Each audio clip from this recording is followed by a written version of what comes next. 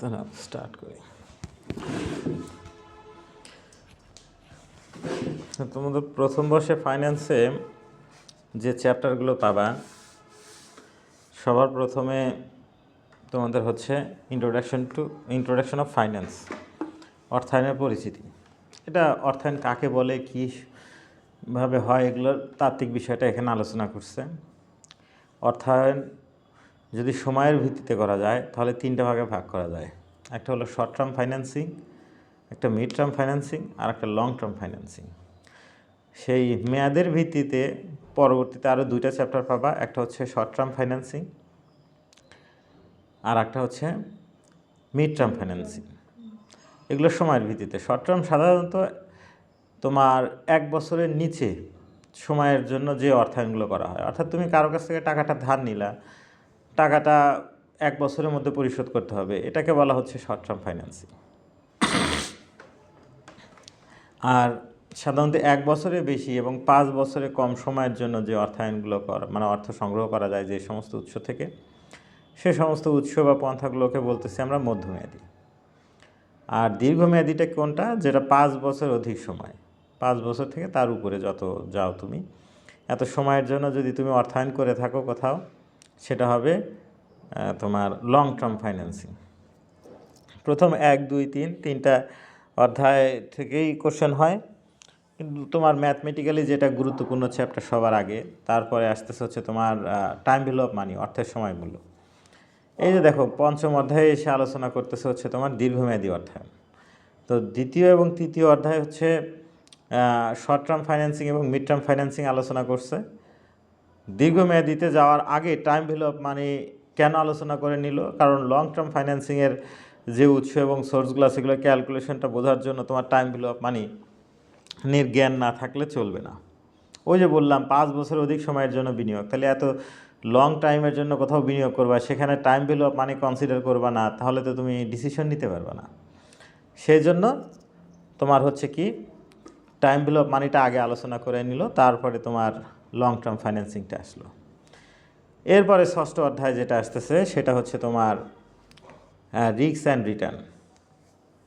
Risk and return শব্দটা দ্বারাই তো বুঝতে পারতেছো যে যত ঝুঁকি তত রিটার্ন।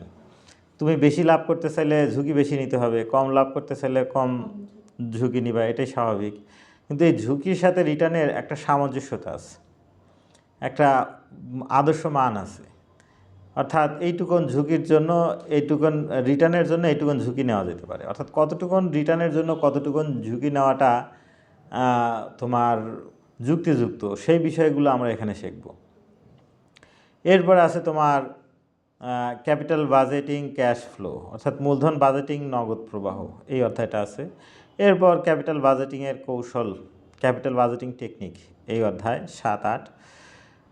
এরপরে আছে হচ্ছে তোমার মূলধন কাঠামো সিদ্ধান্ত, ক্যাপিটাল স্ট্রাকচার ডিসিশন।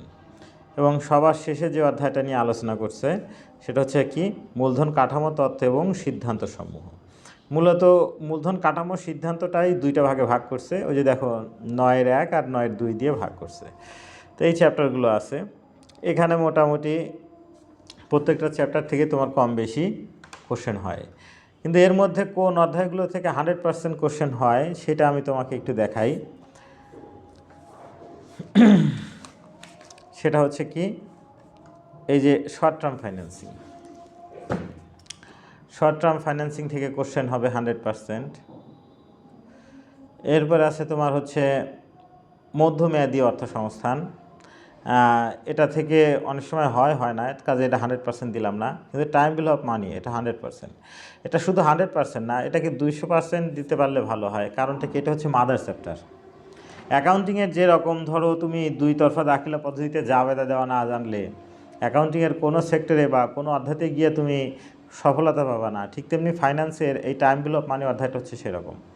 তুমি ফাইন্যান্সের যত হায়ার স্টাডিতে যাও, অন্যান্য অধ্যায়ে যাও, মোটামুটি সব অধ্যায়ে কম বেশি এই টাইম ভ্যালু অফ মানির জ্ঞানটা, কনসেপ্টটা কাজে লাগে। কাজেই এটা শুধু শেখা না, এটা খুবই ভালোভাবে শিখতে হবে।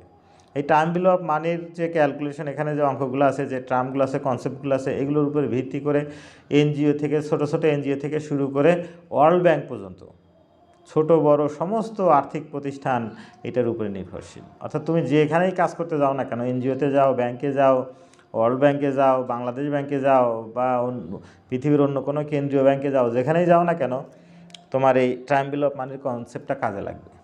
এইটার স্বচ্ছ ধারণা না থাকলে তোমাকে কমার্সের স্টুডেন্ট হিসেবে গণ্যই করা হবে না। এটা আমাদেরকে শিখতে হবে, মাস্ট বি। দীর্ঘমেয়াদী অর্থসংস্থান, এখান থেকেও অঙ্ক আসবে। এখানে শেয়ার, অগ্রাধিকার শেয়ার, বন্ড, এগুলো নিয়ে তোমার আলোচনা করা হয়।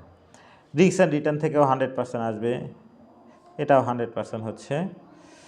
এরপরে এই যে মূলধন বাজেটিং, নগদ প্রবাহ, এটা থেকে অনেক সময় আসে না, যে এটাকে আমি গুরুত্ব কমই দিচ্ছি। তোমার মূলধন বাজেটিংয়ের কৌশল 8 নম্বর, ক্যাপিটাল বাজেটিং, এখান থেকেও 100% আসবে। এবং 9-10 এই 2 চ্যাপ্টার মিলে একটা, এই যে 9-10 বলতেছি মানে 9.1 9.2। তাহলে আমাদের কয়টা করতে হচ্ছে? 1 2 3 4 5 6 6টা অধ্যায় আমাদেরকে মাস্ট বি করতেই হচ্ছে। তাহলে আজকে যেহেতু শুরুই করলাম ফাইন্যান্স নিয়ে, মানে তোমার হচ্ছে ফান্ডামেন্টাল অফ ফাইন্যান্স অথবা প্রিন্সিপাল অফ ফাইন্যান্স, যেটা যে নামেই ডাকো না কেন, এটা তোমরা অ্যাকাউন্টিংয়ের স্টুডেন্টরা পাবা হচ্ছে বিবিএ ফার্স্ট ইয়ারে, আর যারা ম্যানেজমেন্ট মার্কেটিংয়ে আছে ওরা পাবে এটা সেকেন্ড ইয়ারে। সিলেবাস একই। তো অর্থায়ন কাকে বলে? বাংলায় বলে অর্থায়ন, ইংরেজিতে বলতেছে ফাইন্যান্স বা ফিন্যান্স, যেটাই উচ্চারণ করো। এটা সংজ্ঞা তো আগে জানা দরকার। আমরা যে জিনিসটাই শুরু করবো না কেন, সেই জিনিসটা কি সেটাই যদি না জানি তাহলে কি হলো? তাহলে হিসাব বিজ্ঞানের সংজ্ঞা যেরকম আমরা প্রথমে শিখছিলাম হিসাব বিজ্ঞান শিখতে গিয়ে, তাহলে আজকে ফাইন্যান্স ধরলাম, ফাইন্যান্সের সংজ্ঞাটা কী দেওয়া যেতে পারে? তোমার সাবজেক্টের নাম শুনে কি মনে হয়? তুমি নিজে একটা চিন্তা করো যে এরকম হলে বোধহয় ভালো হয়। প্রত্যেক মানুষের একটা প্রথম নাম শুনলে কিন্তু একটা ইমাজিন, একটা ছবি মনের মধ্যে বা ব্রেনে আসে। তেমনি ফাইন্যান্স শব্দটা আসলে কী হবে? শব্দটা আসলেই আমাদের মনে হয় অর্থ একটা ভাব, টাকা পয়সা একটা ভাব, তাই না? তাহলে অর্থায়নের সংজ্ঞাটা আমরা যদি একটু সুন্দরভাবে, বইয়ে অনেক সুন্দর করে দেওয়া আছে, কিন্তু নিজের মতো করে যদি জানতে যাও বা বলতে যাও, তাহলে একদম সিম্পলিভাবে বলতে পারো যে কোনো ব্যবসা বাণিজ্য বা ব্যবসা প্রতিষ্ঠানে অর্থটা কোন কোন উৎস থেকে আসে বা কিভাবে আসবে বা কোথা থেকে অর্থটা সংগ্রহ করলে স্বল্প খরচে অর্থটা সংগ্রহ করা যাচ্ছে, এই সমস্ত বিষয়টাই হলো ফাইন্যান্স। তার মানে ছোট হোক বড় হোক, যে কোনো ব্যবসা প্রতিষ্ঠানের মূলধন লাগবে না? এই মূলধনটা কোন কৌশলে, কোন সোর্স থেকে, কিভাবে সংগ্রহ করলে অল্প ব্যয়ে সংগ্রহ করা যাবে, মানে ইজিলি সংগ্রহ করা যাবে, তুমি তোমার ব্যবসাটা অপারেট করতে পারবা, সেই কৌশলগুলো বা সেই প্রক্রিয়াটাই হচ্ছে কি অর্থায়ন। এটা নিজের ভাষায় নিজের বোঝার মতো। এখন সুন্দর করে বইয়ে দেখবার, সুন্দর করে বিভিন্ন রাইটারদের, বিভিন্ন পণ্ডিত ব্যক্তিদের, অর্থনীতিবিদদের সংজ্ঞা দেওয়া আছে, সেটা তো জানবাই, কিন্তু মুখস্থ বিদ্যা আর ওইটা তাদেরটা জানার আগে নিজে বিষয়টা একটু অনুধাবন করে গেলে জিনিসগুলো সহজ হয়। তাহলে অর্থায়নকে আমরা সিম্পলিভাবে কীভাবে চিন্তা করব, যে ছোট বড় সকল ধরনের ব্যবসা প্রতিষ্ঠানের মূলধন কিভাবে সংগ্রহ করা হবে, কোথা থেকে সংগ্রহ করা হবে, এই সমস্ত বিষয় নিয়ে আলোচনা যে পাঠে করা হয় সেটা হচ্ছে অর্থায়ন বা ফাইন্যান্স। তো এই সংজ্ঞার পরে আমরা যাব ট্রায়াঙ্গেল অফ মানি অধ্যায়টা ধরবো আজকে। তোমার আমরা এই চতুর্থ অধ্যায় দিয়ে থেকে প্রথম শুরু করতেছি, কারণ এইটাকেই আগে শিখাবো ভালো করে।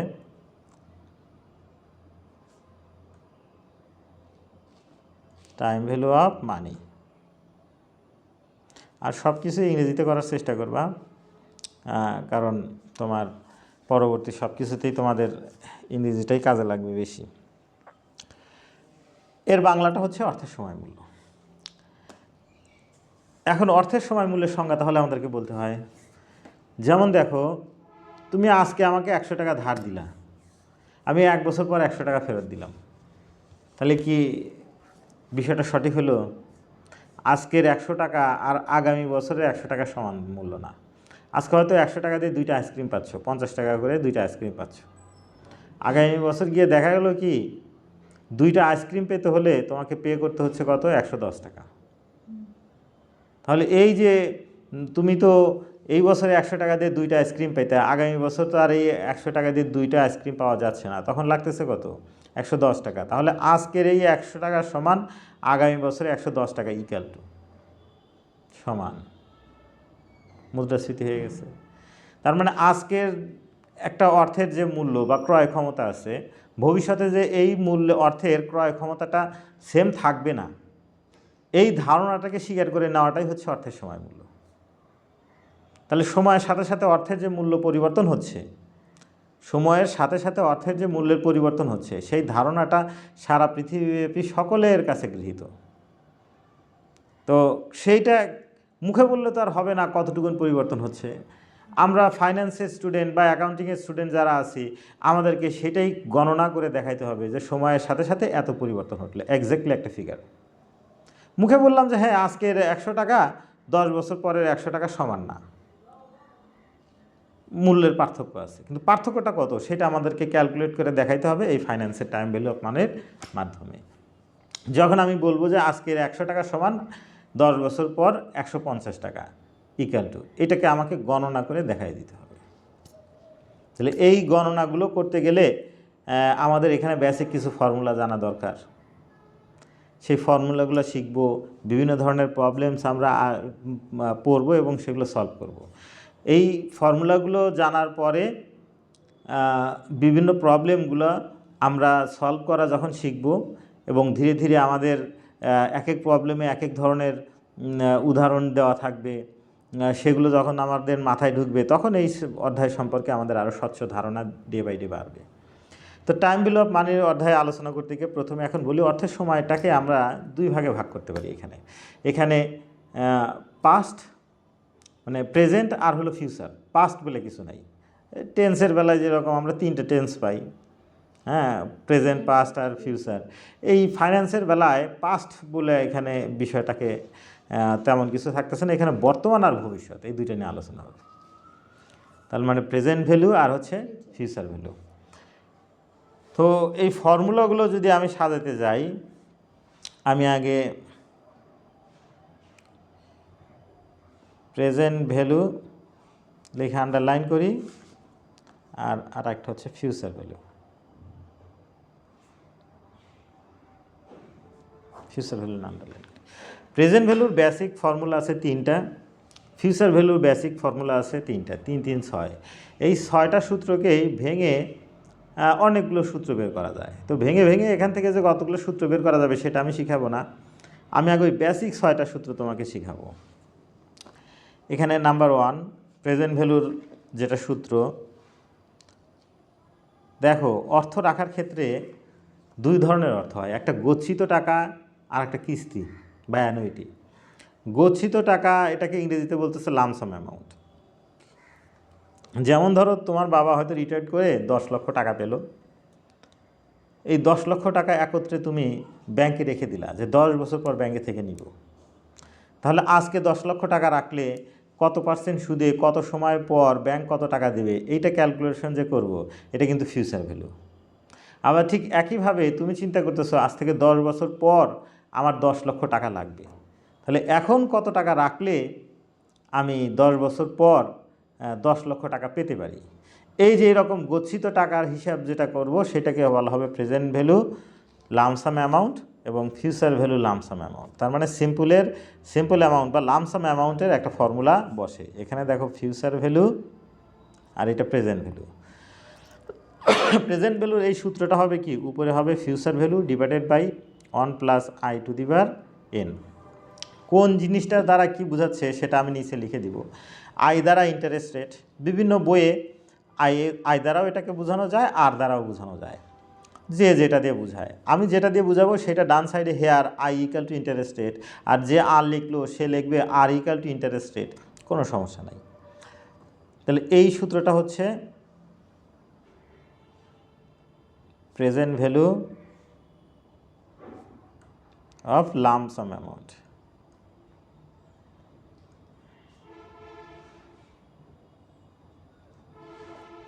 এই হলো গচ্ছিত টাকার বর্তমান মূল্যের সূত্র। আর ফিউচার ভ্যালুটা কেমন হবে, এটা সূত্র হবে প্রেজেন্ট ভ্যালু ইন্টু, এটা ভাগ আকারে আছে, এটা থেকে কিন্তু এটা হয়। দেখো এই যে কষাকষি গুণন করলে ম্যাথের বেসিক নলেজ থাকলে কিন্তু এটা করা যায়। তাহলে ফিউচার ভ্যালু দরকার এখন, তাহলে ফিউচার ভ্যালু এই সাইডে আসলো আর এইটা এই সাইডে আসলে গুণন হয়ে গেল না। এই যে দেখো সেই সূত্রটাই, এই যে 1 প্লাস আই টু দি পাওয়ার, এটার নাম হবে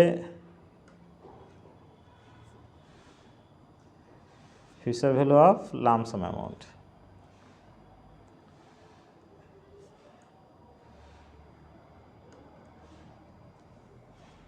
future value of lump sum amount.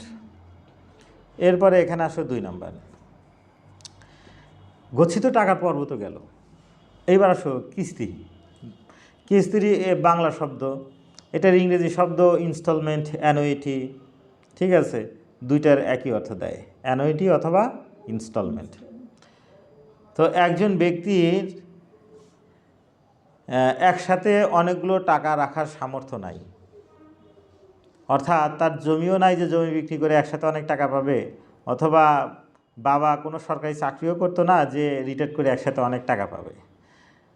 কিন্তু তার তো ভবিষ্যৎ আছে, সে হয়তো কোনো একটা কর্ম করে, কোনো একটা চাকরি করে, সেখান থেকে বেতন পায়। সে চিন্তা করলো যে মাসে মাসে কিছু টাকা আমি জমাবো, অথবা বছরে বছরে কিছু টাকা 10 বছর 20 বছর ধরে জমায় মোটা অঙ্কের একটা টাকা পেতে চাই। বা এখন লোন নিল, দুইটা অপশনই আছে, ভবিষ্যতের জন্য দরকার জমাচ্ছে, আবার অনেকে এখন এক অ্যামাউন্ট লোন নিল 10 লক্ষ টাকা, সেটা কিস্তিতে কিস্তিতে শোধ করবে, তখন কিস্তির ব্যাপার আসতেছে না। এই ধরনের লেনদেনগুলোর ক্ষেত্রে আমাদেরকে কিস্তির ফাংশন আসবে। কিস্তির ফাংশন আসলেই কিস্তি 2 ধরনের হয়। একটা কি আছে, কিস্তি যেদিন থেকে নিছো সেদিন থেকেই কিস্তি দেওয়া শুরু। ধরো ব্যাংকে থেকে তুমি আজকে 10 লক্ষ টাকা নিলা, তুমি এখন আজকেই প্রথম কিস্তির টাকা পরিশোধ করে আসতে হবে ব্যাংকে, এটা একটা ফাংশন। আর একটা ফাংশন কি, আজকে লোন নিছো, আজকে যদি মাসের 1 তারিখ হয়, তুমি মাসের 30 তারিখ অথবা আগামী মাসের 1 তারিখে কিস্তি দিবা, ওইটাকে বলা যাবে কি মেয়াদের শেষে।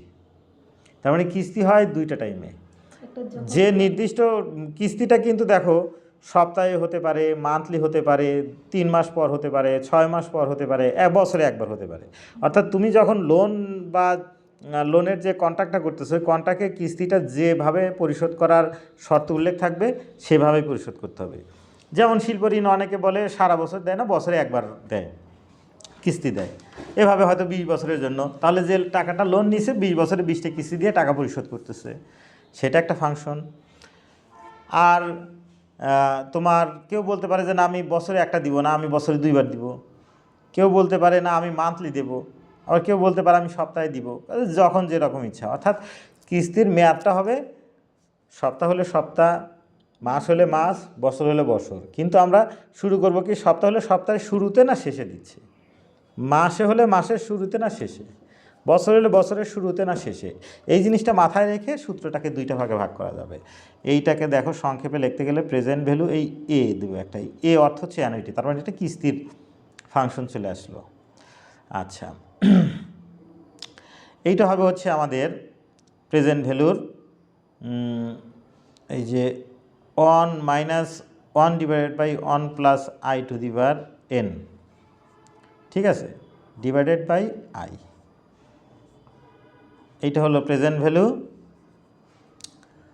না তোমার অফ অ্যান অ্যানুইটি, এটা হচ্ছে এন্ডিং অফ দ্য পিরিয়ড। তাহলে এই যে present value of an annuity,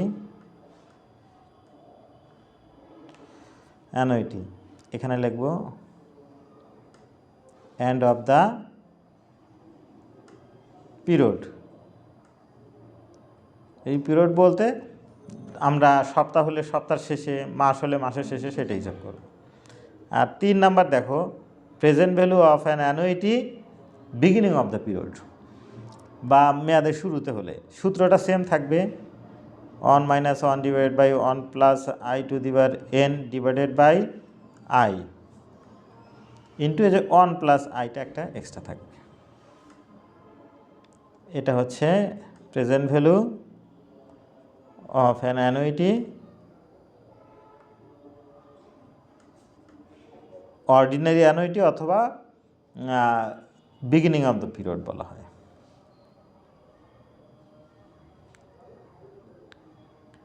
beginning of the period. এই গেল প্রেজেন্ট ভ্যালুর 3টা সূত্র। ফিউচার ভ্যালুর বেলায় এখানেও দেখো future value of an annuity সূত্র প্রথমে আসবে হচ্ছে 1 plus I to the power n minus 1 divided by I. এই হলো ফিউচার ভ্যালু অফ এ লামসামের সূত্র, ঠিক আছে। তাহলে এটাকে লিখব future value of an annuity. এটা হলো লামসামের সূত্র আর এটা হলো অ্যানুইটির সূত্র। এটা কি হবে?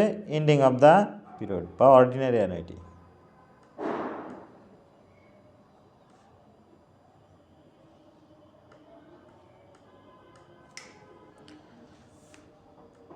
ক্লিয়ার? এখন এই কিস্তিটাই যদি শুরুতে হয় তাহলে কি হবে? Future value of an annuity, same সূত্রটা লেখো, 1 plus I to the power n minus 1 divided by I, এখানে হবে 1 প্লাস আই, একটা extra. Future value of an annuity,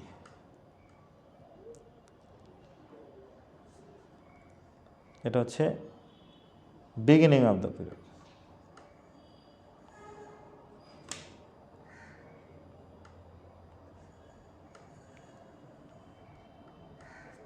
beginning of the period, এই হলো টাইম ভ্যালু অফ মানির basic 6টা সূত্র। এই সূত্র থেকে তোমার আরও অনেকগুলো সূত্র লেখা যায়, সেগুলো তোমার মুখস্থ রাখার দরকার নাই। এই কয়টা সূত্র মনে থাকলে পরে এই কয়টা সূত্র থেকে ওগুলো তৈরি করা যায়। তার মানে আমি একটা কৌশল শিখিয়ে দিলে এখান থেকে আরও ধরো 6 হচ্ছে, তো আরও 8-10টা সূত্র তুমি নিজেই ক্রিয়েট করতে পারবে। তো যেটা ক্রিয়েট করতে পারবে সেটা তোমার উপরে প্রেশার চাপ দিয়ে করার কিছু নাই। তোমাকে কাজ করতে হবে কি, এই সূত্রগুলো আমি যে লিখে দিলাম দেখে দেখে তুমি 5-6 বার লিখবা। এরপরে বিভিন্ন অঙ্ক যখন প্র্যাকটিস করবো, অঙ্কের প্র্যাকটিস করতে করতে প্রত্যেকটা অঙ্কের বেলায় তো কোনো না কোনো ফর্মুলাটা আসতেছে, হ্যাঁ, ওই ফর্মুলাগুলো প্র্যাকটিস করতে করতে দেখবে কি আয়ত্তে এসে গেছে।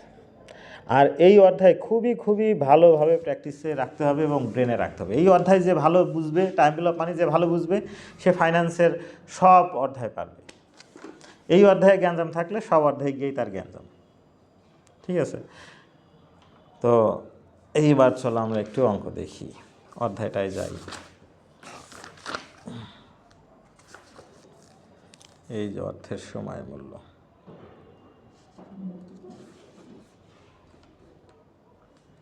আচ্ছা আমাদের ভিডিওটা আবার একটু বড় হয়ে যাবে, ধীরে ধীরে আরও অনেক কিছু শিখবো আমরা।